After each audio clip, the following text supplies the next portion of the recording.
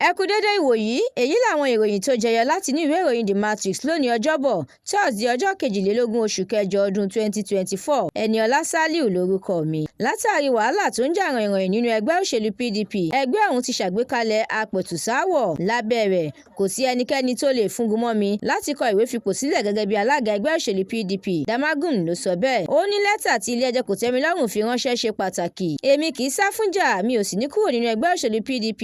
Wike ló sọ bẹ́ẹ̀ fún Clark lórí ẹ̀sùn ṣíṣe onígbọ̀wọ́ fún ìgbésùmọ̀mí tí wọ́n fi kan Àjàìrò. Ẹgbẹ́ òṣìṣẹ́ TUC àti Sislak ti darapọ̀ mọ́ NLC nínú ìdúkokò ìyanṣẹ́lódì rẹ̀. Gbígbárùkù tí àwọn iléeṣẹ́ ìfọpo lábẹ́lé yóò mú àdínkù bá bí orílẹ̀-èdè Nàìjíríà ṣe rọ̀gbọ̀kú lé gbígbé epo wọlé láti ilẹ̀ òkèèrè fún ìdàgbàsókè ọrọ̀ ajé. Ìjọba àpapọ̀ ti fi kún iye owó tí wọ́n ń gba ìwé ìrìnnà sí $50 àti $100 náírà.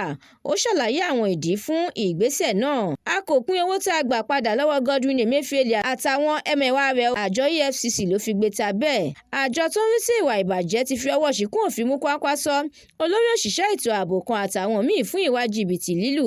Lẹ́yìn ọdún kan nípò, Wike wọ́gilé iṣẹ́ gbígbówó lọ́wọ́ àwọn onímọ́tò tí wọ́n bá gbé ọkọ̀ wọn dúró síbì kan. Ìròyìn eré ìdárayá, amúlé fún ikọ̀ ẹgbẹ́ agbábọ́ọ̀lù Bayern Munich ti kéde ìfẹ̀yìntì rẹ̀ nínú iṣẹ́ bọ́ọ̀lù aláfẹsẹ̀gbá. Ẹ jẹ́ gbádùn àwọn ìròyìn lóríṣiríṣi síwájú sí i lójú òpó The Matrix nípa dídarapọ̀ lórí Facebook, Instagram, TikTok, YouTube àti X.